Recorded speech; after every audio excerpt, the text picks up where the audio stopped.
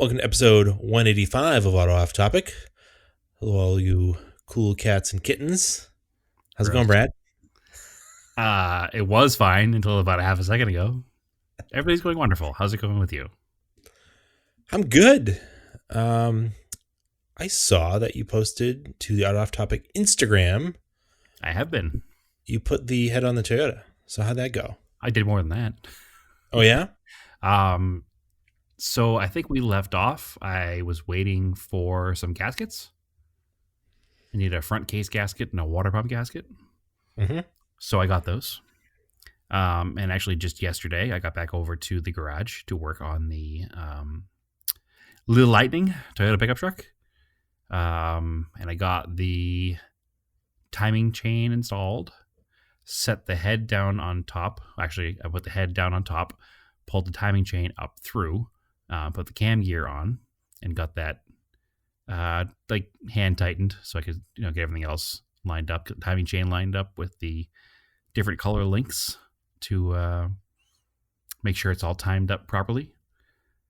Finally got the head bolts from the head bolt supplier. So I got the head bolts on and torqued down. Got the front case all put in. Get the whole motor pretty much put together, actually. So heads on, heads torqued down, new head gasket in there, new gaskets on the front case to block, new gaskets in the water pump to front case, new head bolts. It's a little bit of a pain in the butt putting together something you didn't take apart, as I'm sure you know, because you need to go through all of the parts and make sure that the right bolts are going in the right holes and that all the parts are there and stuff's organized as best as I could when I got the truck.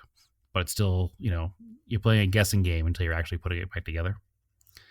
So played the guessing game as best I could and got it mostly back together. Had a little bit of assistance from Jordan. He's out here with me. He's able to help me out with that stuff because he's a mechanic and he's quite good at it. So it's excellent to have his hand and his expert opinion from time to time. He helped me with the organization of the bolts and lining up the right bolts in the right holes and making sure we were doing the right things, and rated his parts stash for some of the missing bolts that were in the truck. Because I know, like, I took the front case off, and when I took the front case off, there were a couple of bolts that just already weren't there. So we got that all taken care of. Got it all timed up, spun the motor around, make sure everything works. Everything seems to work. The pistons go up and down. The camshaft moves in time with the pistons going up and down to open and close the valves properly. So everything seems to be timed good enough to work and not bend valves when we start it. So that's good. Got the exhaust manifold on and the intake manifold on and the carburetor on. Have the distributor in. And that's where we ran into our first real major snag. So problem is that the person that the previous owner of this truck got the truck from had no intention on ever putting it back together, and he was parting it out to sell things. So when he took it apart, he kind of hacked some things apart that need to be paid attention to now. So there were a couple of important hoses that were just sliced in half. One of which was a coolant hose that goes from the heater core to the intake manifold. And another one was the vacuum hose that goes to the intake manifold to the brake booster. And then there was a problem because the wire that comes out of the distributor has two wires. And much like most vehicles, one of those wires goes to the coil and one is a ground. Well, in this particular setup, the plug that plugs into was missing. So I have the female end of the harness, but no male end of the harness. And we're searching all over the front of the truck looking for the correct harness to plug into it. And it just doesn't exist. So now we're confused. That's super annoying. Super annoying. That's kind of what stumbled us up. Our hope was actually to have the truck fired up last night.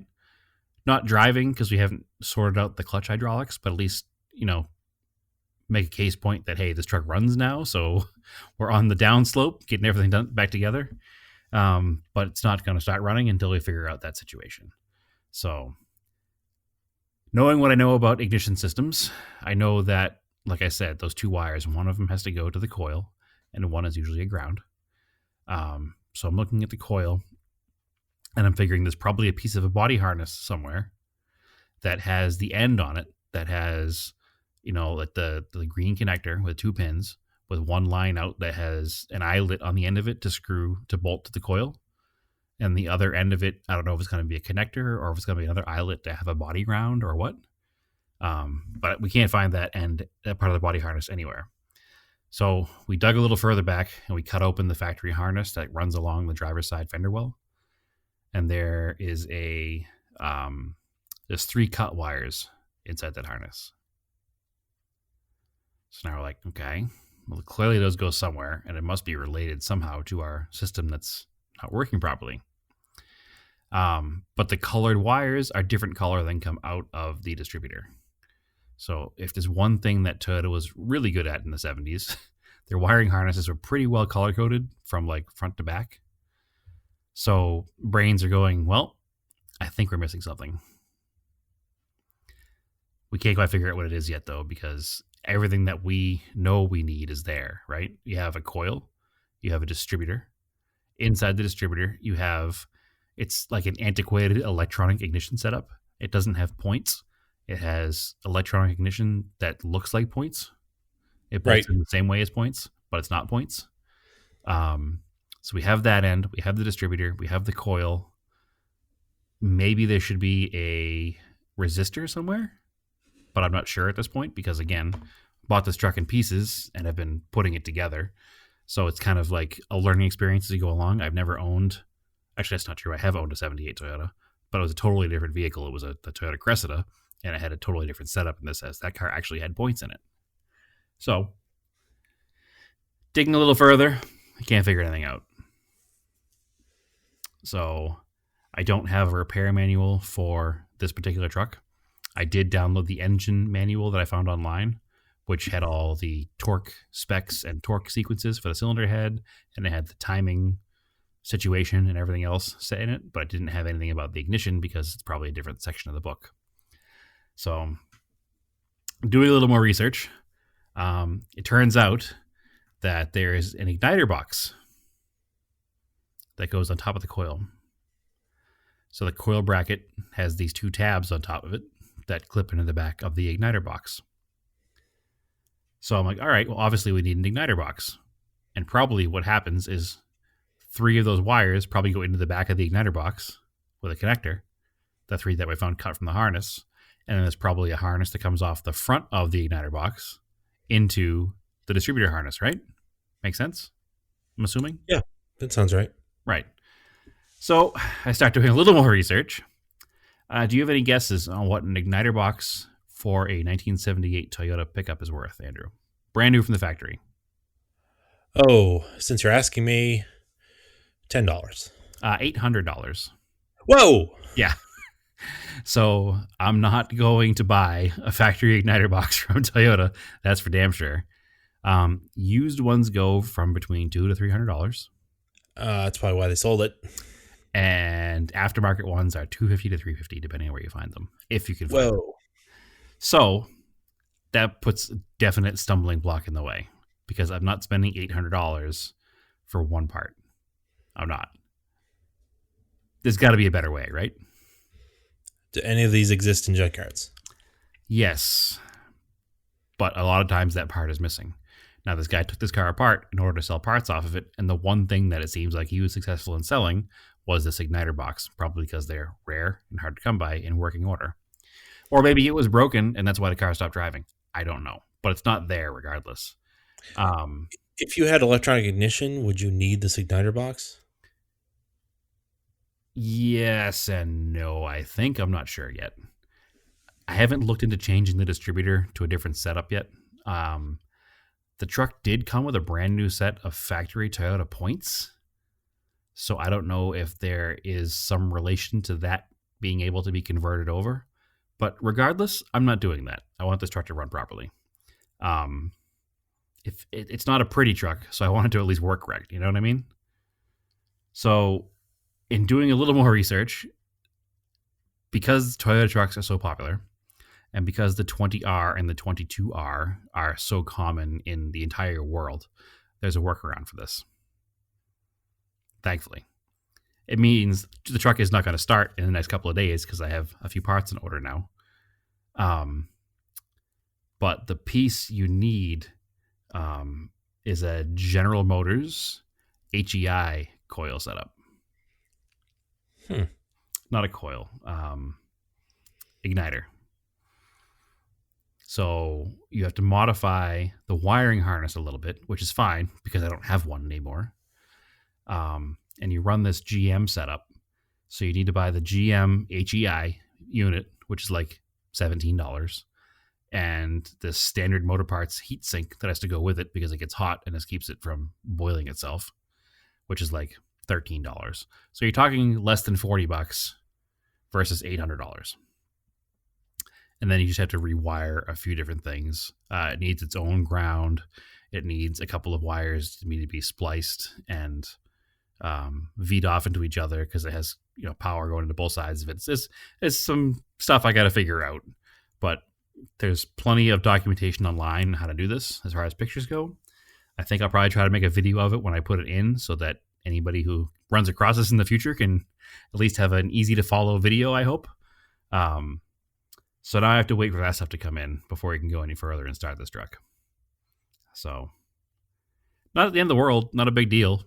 Just a couple more bucks to spend. And I understand why the part was missing. If I was parting out a truck, I probably would have sold this piece too.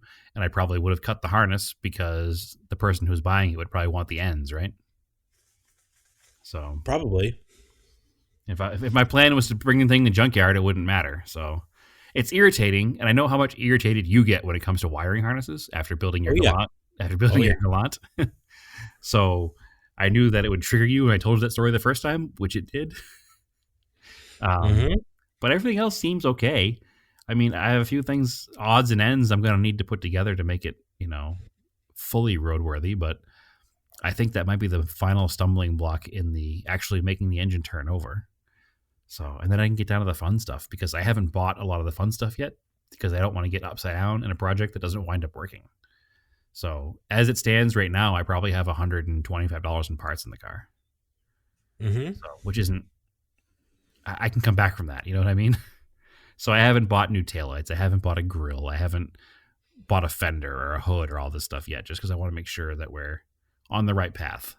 So, once I get this GM HEI setup converted into the truck, I think, it should start and we'll be on the path to making it cool. But first I got to make it work. So the saga continues. Unfortunately, much the same problem I had, in Massachusetts when I lived there. I don't have a garage in my current living situation. Working on rectifying that, but at the moment I don't. So the truck is 45 minutes across town with no traffic. So it's not simple like I can just walk outside and wrench on it. I need to make sure I can get there, make sure that Jordan's home to open the garage. I just need to make sure that it's not a simple task of getting it going, in my driveway. So I gave myself that hard deadline of a month. This weekend is a month. But I think that I've made enough progress that I can extend that a little bit. The truck's not just sitting.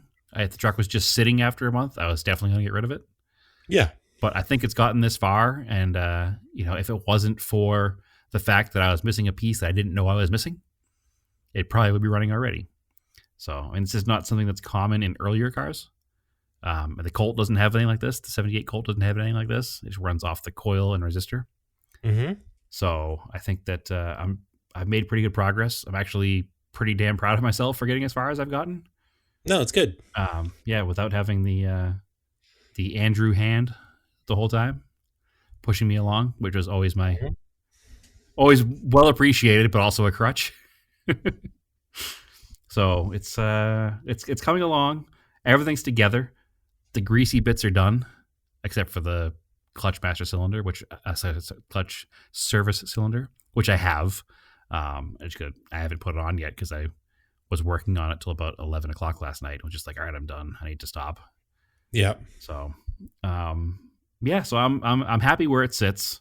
I've made that 1 month deadline without uh, resting on my laurels too much, and it's been a weird month with everything else going on. So it's certainly has taken away some time working on the truck as well. So, but it's coming along, and I'm happy, and I think it's a good.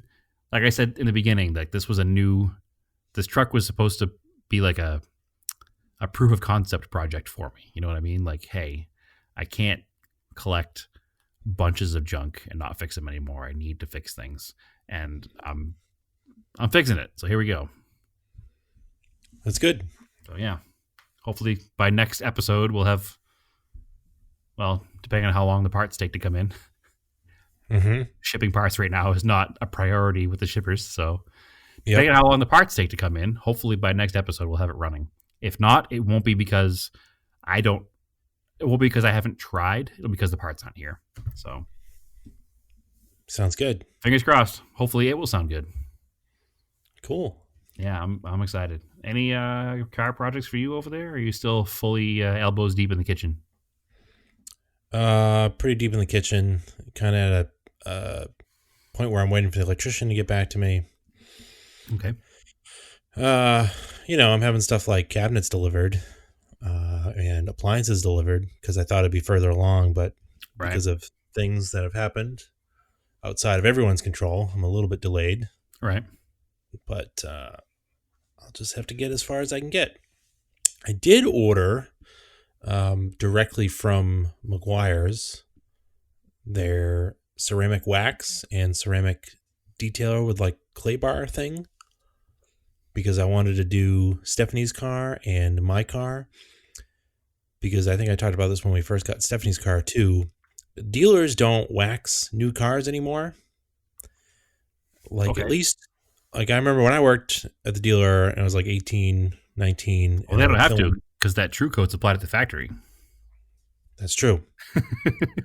I, at least like if I filled in the cleanup department, they at least threw a coat of like flash wax on the car to get rid of the tape marks from peeling the paper off the car from shipping. And I remember after I picked up my car, it still had paper, like bits of paper on it and tape lines. I was like, okay. So you guys just like washed it and threw tire shine on it? Whatever. It was going to get all salty on the way home anyways. Right. 70s car was the same way. So my car needs a complete wax because it doesn't have anything. And luckily it wasn't that salty this winter. And then Stephanie's car needs a reapply, which I had used the McGuire's, comes in a blue bottle, spray bottle, and you would spray it and then hose it off with the ceramic stuff. And it seemed to work pretty well. Like her car would not, like dirt wouldn't stick to it as easily, especially that light blue color. She'd go through like a touchless car wash and it would all pretty much come off, which Okay. sometimes doesn't happen with a touchless. Right. So as far as the daily drivers go, I'm going to try that ceramic stuff. I won't bother with it on the older cars because it's completely unnecessary, because they mostly live in the garage and I like wax them and then put them in the garage and Try them maybe they twice get and rained wax on. them Yeah. again. Yeah. Yeah. Maybe they get rained on once a season. So I'm just waiting on a nicer day. At least we've had a bunch of rain, so there's definitely no salt in the ground. So there's that. So you could That's do about car it. stuff if you could do stuff. I could. Just waiting for the weather to get a little bit warmer. I mean, I did clean the interiors really well the other day because it was sort of warm, but it was going to rain, so I just did the interiors. Right. Because if you we run all weather mats in the car, so they just fill up with all the dirt and sand that you pick up over the winter, Yeah, and then I blew a hole in my all weather mats in the Volkswagen. mm, Yeah, I need new ones. Not that I have weather here, but they're not really like, I think I talked about it before. The WeatherTechs aren't really like a mat either. That's probably why they call them a liner. yeah, they are a liner. They got the sides. Yeah, they're different from like a floor mat. Well, the ones I have are the heavy duty Volkswagen ones. Yeah. And sometimes, I'll just pick them up, dump them out, but it hadn't been that bad of a winter, so you just kind of let them fill up with the dirt and then picked them up, dumped them out, scrubbed them, put them back in. Yep. Looked good as new. Yeah, unfortunately, I'm really slacking on car care as far as my daily driver goes. I can't remember the last time I washed it. Yeah. It's not normal for me. No, I've been doing just touchless car washes, but it'd be nice to actually wash it. I haven't washed it myself. Yeah, we don't have a lot of touchless car washes here. Most of them are brushed, which is annoying, but I don't mind taking the daily driver through a well-used brushed car wash. I know that that's against all car guy rules and whatnot, but I think as long as there's wax in the car and it's a well-maintained, heavily used car wash, it's probably not as big of a deal. But I wouldn't take anything through there other than just the daily driver. And I'm sure everybody right now is yelling at me, but at least I washed the car. Yeah, the biggest thing I'm worried about with the darker green is getting swirl marks. So I really want to get a coat of wax on there. Yep. And well, that's the thing. I mean, I can see swirl marks in my car, and I know they're from the car wash, but I know I can also polish them out, no problem at all. So I'm not like, it's one of those things where I'd rather have a clean car than a dirty car, and to go all the way out of. Unfortunately, I live in an apartment right now, so I don't have the option of washing the car in the driveway. My options are either go to the brushed car wash or go to the coin car wash, and the coin car wash is a brush anyway. And I don't know, I feel like that's just as bad, if not worse sometimes, because it's not maintained. Whereas the drive-through tunnels here are super high-tech, very well maintained, and they do a really nice job in the car. So I think, again, everybody's yelling at me right now, and I get why they're yelling at me because I would yell at me too. But I have been running the Volkswagen through the car wash, so. Yeah, I mean, the other thing I like is I do need to get some more of the Meguiar's white wax for the Glot.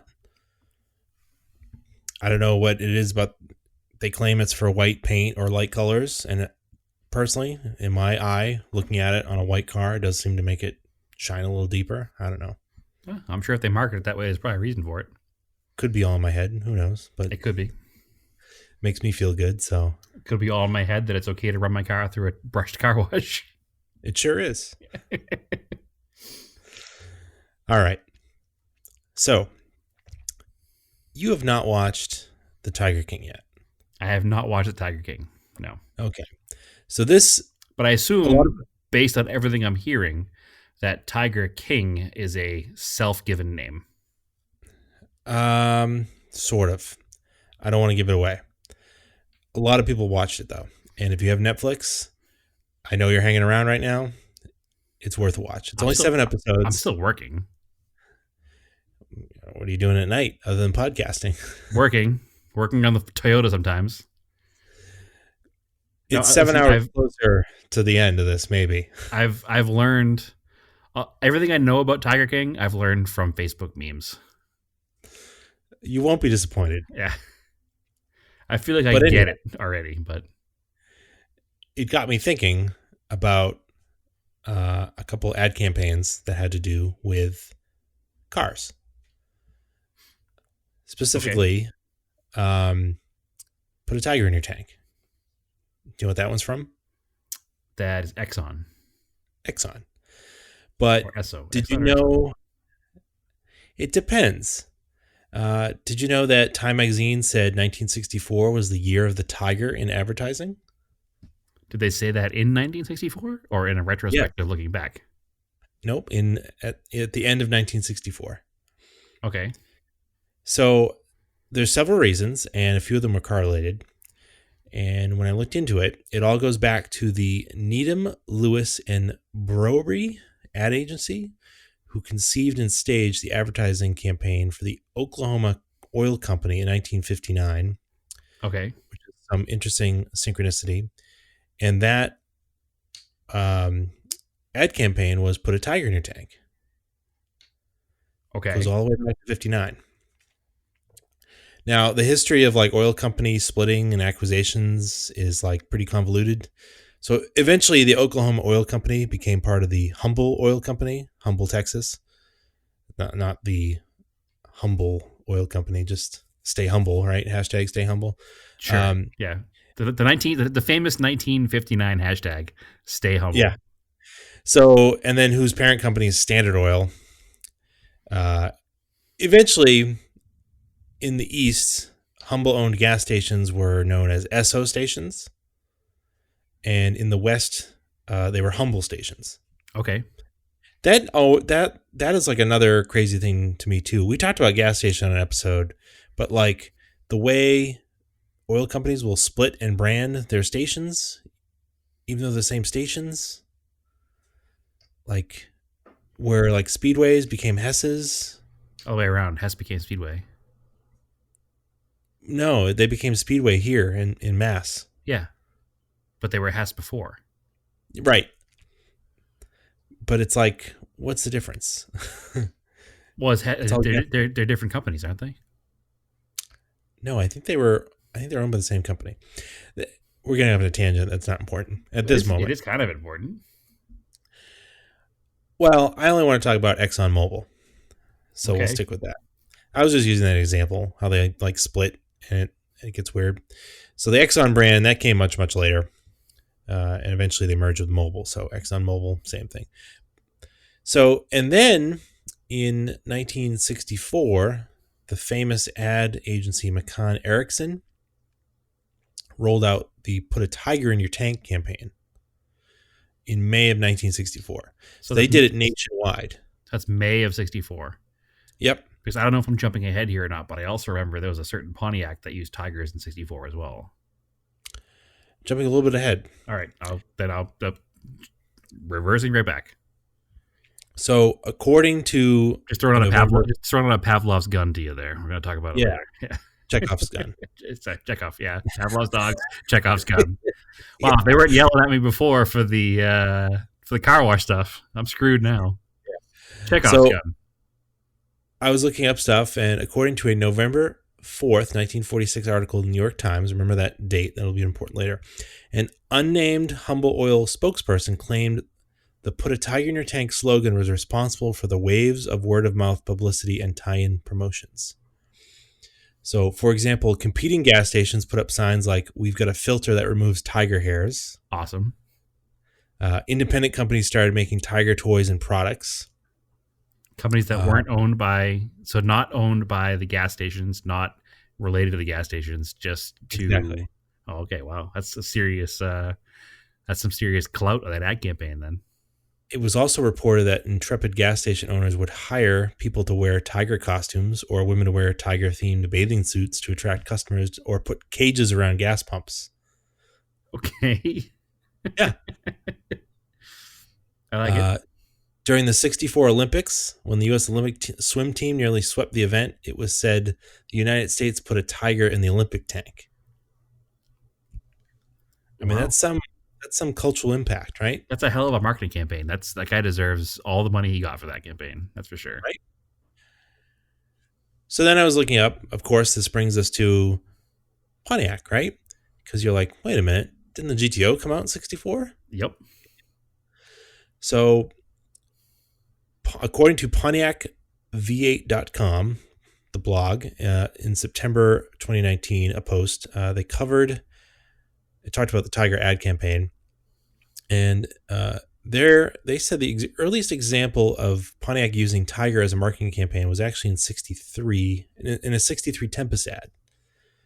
Okay. And it shows two Tempests. One is in the facing front and one is facing back. And it just says, "Can you tell which Tempest is the Tiger?" And then the rest of the what it says underneath is, it says, "Easy. The one on the right gets its power from the Tempest 4. You know, the 4 that runs around acting like a V8. So you have to call it a Tiger. The other one has Tempest's new 326 cubic inch, 260 horsepower V8 under the hood. That's good for 2 Tigers, at least. Optional at no extra cost." Sure. Both give you Pontiac's wide track stability. So are you like mad that it costs you extra? I'm not sure what that even means. The That's like V8, verbatim what so it the says. V8 is Yeah. extra, obviously. Right. I'm confused by that whole statement. Well, if we go on a tangent here and talk about 61 to 63 Pontiac Tempest, Yeah, they're weird cars. which is a brainchild of John DeLorean. Yep. Well, everything at Pontiac at that time was John DeLorean. The GTO was him too. Mm-hmm. It was the first. I didn't know any of this. This blew my mind the other day. The first U.S. production car to have a 4-cylinder since the Model A. I knew they had a 4-cylinder. I did not know it was the first 4-cylinder in that long. That's Yeah. crazy. It used a transaxle from the Corvair. Yep. So it had almost like a modern day, well, not the brand new Corvette, but up until the C7 Corvette, it had the transmission in the back with a torque tube running to the engine. Like a super thin torque tube that like curved up and almost gave you a flat floor, Okay. like a front wheel drive car. Yep.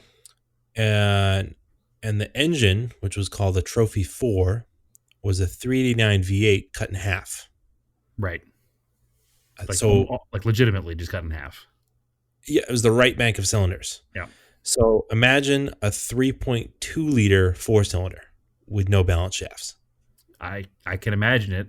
I would need to go to the dentist more often because my teeth would fall out. Yeah, they ended up masking the vibration with giant rubber mounts, engine mounts, I guess.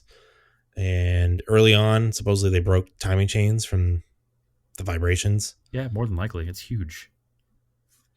But it's like, I feel like most 60s Pontiacs are so eclipsed by GTOs that you don't really see other Pontiacs. At least I don't, or really hear about them unless you're like Yeah, into them. the GTO was the super successful one.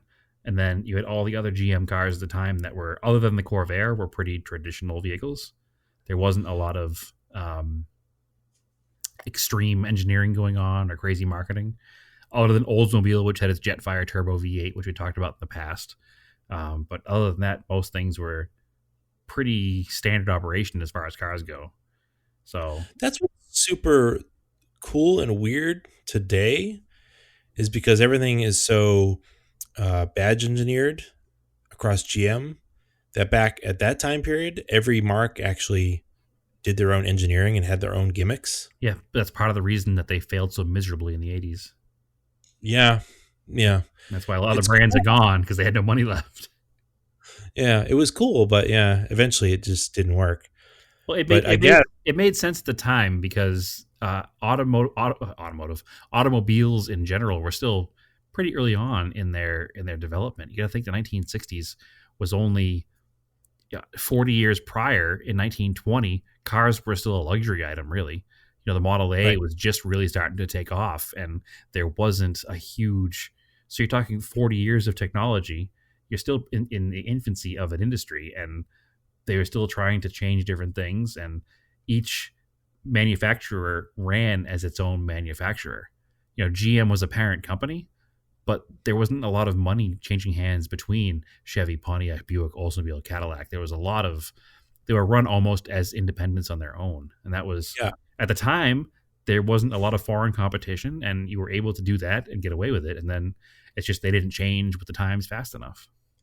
Yeah. I didn't realize that Pontiac had to buy their early V8s from Buick Okay, that makes because sense. they didn't have one.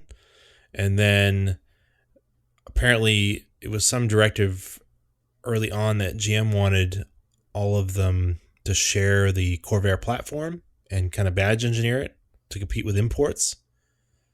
And Pontiac was like, we don't want to do that. So then they just used the transaxle in the Tempest. Okay, And so it's kind they of also Corvair based, but not. just the transaxle part. Yeah, And they needed a 4-cylinder, but they didn't have one. And they didn't have enough money to engineer one from the ground up. So that's why they cut the V8 in half. that's so crazy.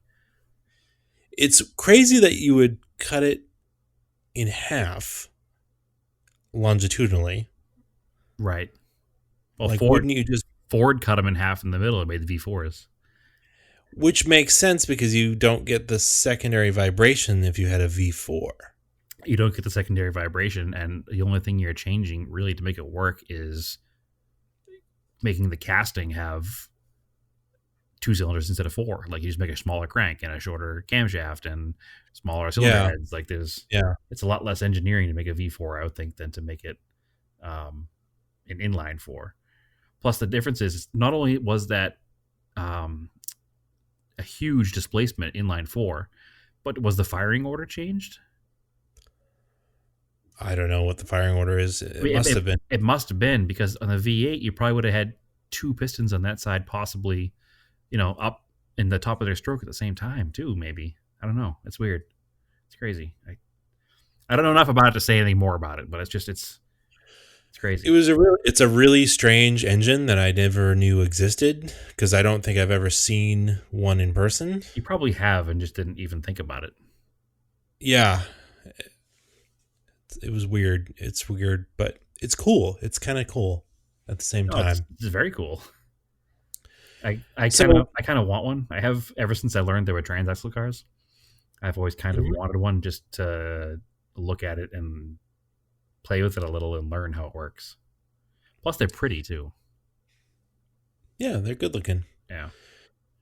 So the other cool thing, so now that New York Times article came out on November 6th or 4th, I think. On November 16th, 1964, I saw on a website, Pontiac sent a dealer, it was dated, Pontiac sent a dealer letter out advertising or advising dealers of the new "Have You Priced a Tiger Lately" campaign. So from 64 to 67, this was when Pontiac went all out with the Tiger marketing kind of thing. So that's when Pontiac referred to the new GTO as its new Tiger. And then since US Royal, which became Uniroyal, was the OEM tire supplier with the Super Safety 800, Oh, it started all those Tiger tires Paw. Tiger Paw, Yeah. right? Isn't that Yep. crazy? Yeah, that's crazy. So, and they did that in separate advertisements with cartoon tiger stripe versions of an early GTO. Hmm. Yep. So Pontiac then had the Tiger Under Your Hood ads, which would often be photos of live tigers in print, or they'd have them in TV ads, and they'd like jump out from under the hood. That's crazy. Well, I also know that the famous Pontiac drag car of the time was the Arnie Bestwick car, which is painted like a giant tiger. Yep. So I believe that was done at the dealer level. Whatever dealer backed them, that was their decision to go in with the tiger advertising. Oh, I'm sure and it paint was. the tiger. But yeah, it's kind of weird how it just all kind of fell together. And then, of course, there was the Sunbeam Tiger. Right, which was the American V8 version of the Sunbeam Alpine. Right. It was kind of a Cobra fighter at the time. Interesting story about that. So the name was probably inspired by the 1925 Sunbeam Tiger land speed car. Okay. However, it's just interesting that it also debuted in 64. Yeah, same here. So initial prototypes were built by Ken Miles Yep. and Carroll Shelby. Yep, I did know that. 1963, yeah, to prove the V8 could fit. And I guess it proves again, when you want to build a hot rod car, you go to Hot Rod Central SoCal. Yeah, but I also know that that was part of the reason that they went to the Cobra afterwards, because there was something with the Sunbeam that they weren't allowing to do with how they wanted to do it, I think. And that's how they went to AC. The Sunbeam Company, I think it's Roots, they went to Ken Miles and Carroll Shelby because they had already seen what Carroll Shelby had done with the Oh, 289. okay. It's the other way around. Okay. I knew there was some overlapping stuff. I wasn't exactly sure what it was. Now, originally, Shelby wanted the contract to build the cars, I guess, in the United States, but they were kind of worried about how close he was related to Ford, even though they had to buy the engines from Ford. So they ended up building them in the Jensen factory over in England. Yeah, that makes sense. And those were 289 cars, I think, correct? Yeah. That's neat. But, they had like 160 horsepower. Yep. Which is a lot for a little car. Yeah. And I guess some fun little facts, even though, think about the British build quality at the time. they did have to use like sledgehammers, I guess, at the factory. That was part of the assembly process, was to sledgehammer the painted and primed firewall To fit the V8. fit the V8. That's funny. The Sunbeam Tiger has actually only fairly recently become an expensive proposition. Like they used to be fairly, like they were always pricier than a Sunbeam Alpine. But they've only recently become like unobtainium expensive. Like they're trading north of $75,000 now for a decent car. Wow. Yep. Yeah, they've gone up quickly all of a sudden. I think they're really cool looking cars. They're well proportioned. Oh, they're perfect looking cars. Yeah. And I wouldn't even mind a 4-cylinder Alpine because you could hot rod it with less Exactly. worry about it. Put a modern, higher powered 4-cylinder in it. And You could actually, I guess, work on it because I guess that V8 is a very tight fit. I imagine it is. But I would think that if you put like a modern 160 horsepower 4-cylinder in, probably still have better weight balance and it'll probably drive better, but still have the same look. Obviously, not taking away from the engineering done in 1964 because that was cool. 1963, I should say, but just a different way to get the same result. Yeah. It was also the hero car in Get Smart, which was like one of my favorite shows as a kid. Yes, it was, except for the first episode, and then later on they changed to a Volkswagen. What did he have in the first episode? He had a Ferrari 250. Oh, the first pilot episode, he had a Ferrari, black and white. Yep. Yeah, because then it went to color, and he had the Sunbeam, and he had a Volkswagen for a while too. I don't know if it was the last season or was it a Carmen Ghia? He had a Carmen Ghia. Yep. Weird. Yeah, there are a few different Get Smart cars. Yeah. But the first one was cool because it was a Ferrari, but obviously the show probably didn't have the budget to buy a Ferrari. I'm sure it was probably loaned to them by somebody. Just for the so I thought that was really interesting that all that car stuff had to do with tigers, and it just kind of, watching that documentary, just kind of made me think of it. Happened to be 64. Now, have you ever watched the Being John DeLorean movie? I hadn't watched it yet. Okay. You told me it was kind of strange. It's strange. It's informative, though. It's got a lot of true facts in it. Now, 2 DeLorean movies came out at the same time. You're talking about the one that had Alec Baldwin. Alec Baldwin in it? Okay. Yeah. Because there's another one that's like more fiction-y, I think. So this was weird because it was like a documentary, but then it had dramatic scenes cut into it with Alec Baldwin as DeLorean. And then they would interview Alec Baldwin as if he knew DeLorean, which is kind of weird.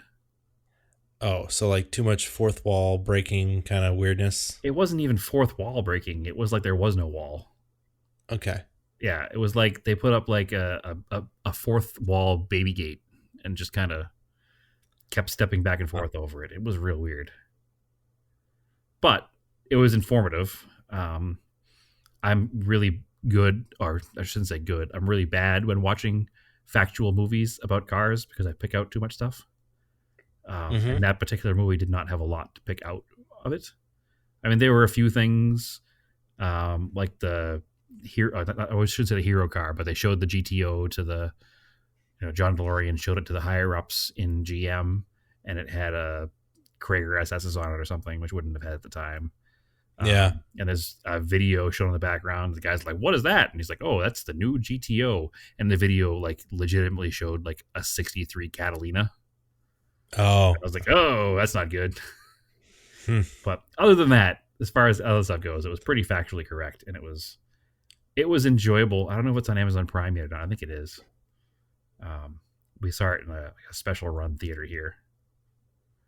But so I have another thing, a theory here. So Tony the Tiger, yep, debuted 1952. Okay, from the Leo Burnett Ad Company in Detroit. Eventually, Leo Burnett acquired the advertising agency that Pontiac used in Detroit, but I couldn't find any direct claims for an agency that they created the Pontiac campaign. So I'm wondering if it was somebody there that just had like changed company? tigers on the brain, or an employee that went from one company to the other. Yeah, like, hey, this worked pretty well for the cereal. Let's work it for something else. Or just like tigers are hot right now. let's do tigers. Well, they're certainly hot right now, They are. thanks to that crazy ass documentary. And then another weird thing in the late 90s, so ExxonMobil brought the tiger back. The Kellogg company sued over copyright because it was animated, and they claimed it was too close to Tony the Tiger. I don't remember that, but that sounds like a 1990s story versus a 60s story. It was eventually ruled that since both companies are not direct competitors, it was okay for Exxon to use the Tiger. Yeah, which makes sense. But I believe now, if I've been to an Exxon station lately, they just use like a live action photo of a tiger. They don't use an animated one. Yeah, I'm pretty sure they do. That's the same thing. Like you can use a clown to advertise something, and McDonald's can't like come at you because hey, we have a clown. But if you made a fast food restaurant with a clown, they'd be like, wait a second. That was, red and yellow. Yeah, exactly. Like, McDonald's. so it was just kind of a weird thing because I guess, tigers are exotic and powerful. It aligns with the history of naming vehicles after powerful animals. So maybe that's where Pontiac was coming from. And maybe it's just one of those examples of ideas that are, because ideas are kind of built collectively. Like rarely things happen in a vacuum, and tigers just kind of hit a point in pop culture that it worked really well for advertising gasoline and cars, among other things. Just a strange thing. It presents a powerful thing that everybody knows is powerful. So it makes it's an easy like relation in people's brain. Like tigers are strong and powerful. This thing must be strong and powerful because that's a tiger. Or maybe they didn't want to. I'm almost wondering. I'm just talking out of nowhere. GTO is kind of a weird thing to call your car because nobody knew what it was. Yeah, but it was related to. It's related to a Ferrari. Ferrari stuff, the Gran Turismo Omologato. And maybe it was like a cheeky way to. Maybe they wanted to call it the Pontiac Tiger, but maybe they couldn't get away with it. I don't know. That's a possibility. They were going for a European thing when they made it. So, well, that's the thing. DeLorean was kind of obsessed with Ferrari, right? Yeah. Or am I thinking I'm confusing with Iacocca, but he was probably trying to go after Ferrari. So I'm kind of wondering maybe somebody was like, we should call this Pontiac Tiger, right? And maybe he was like, no, it should be called the GTO or something. Who knows? I have no idea. I wouldn't be able to speak with that without totally speaking out of turn. So I always thought that there was a connection to they wanted the thing to be European to compete against European sports cars, but do it in an American way. And that's how they did the GTO to make that connection to the European stuff. But I could be wrong too. Who knows? I had not. It could have been. I'm sure this is well documented somewhere. Yeah, it wasn't. It wasn't clear. It's interesting though. I'm just thinking of it. It just could be like, it's just a weird thing that they decided to call it the Tiger. We'll have to do another episode in the future about nomenclature of all the vehicles. So. Well, yeah, because at the time you had like Barracuda, Mustang, clearly Mustang 64. Yep. So maybe they thought like animal names were hot, and it could have been as simple as somebody had the trademark on calling a car a tiger. Like Sunbeam? Yeah, it's possible. But you can nickname a car, maybe. Yeah, I don't know because it was, yeah, I had a thought, now it's gone, but I don't know the answer to any of that stuff. So it'd be interesting to look into it a little more. So that's all I had on tigers. I thought it was kind of relevant for this space and the zeitgeist where we are. So, it's anything else? Super relevant right now. I don't have anything else, Andrew. Yeah, I don't have much else. You can always follow us on Auto Off Topic Podcast on Facebook, Auto Off Topic on Instagram. You can follow me on Instagram, Race and Anger. I started going back, looking at some older photos that I hadn't looked at in probably 12 years. Yeah, I I saw never you actually made it. post that one from what 2008 today. Yeah, they never actually made it to Instagram before, so I figured now's a good time to re-edit them and throw them up there. You should also check out our Out Off Topic YouTube channel. I actually just put up a video on the coilover install for the Talon, which covers Actually, all I watched that whole first video. gen all-wheel drive DSMs. I watched that whole video Yeah, today. It was actually it's very good. It's not to toot our own horn, but it's very informative without a lot of fluff. It's just this is how you do it, and this is how it goes. yeah. I did it during the summer, and then I just got busy and I never edited it. And I was like, you know what? I'm kind of bored today. I should finish that video because I have no reason to leave the house. I can just edit it. So, Yep. Brad, where can they find you? They can find me on Instagram at TSISS350. All right, cool. And as we find out when events are open again, we'll start talking about them. But for now, just stay home and help everybody out. And keep your cars analog and aim for the roses.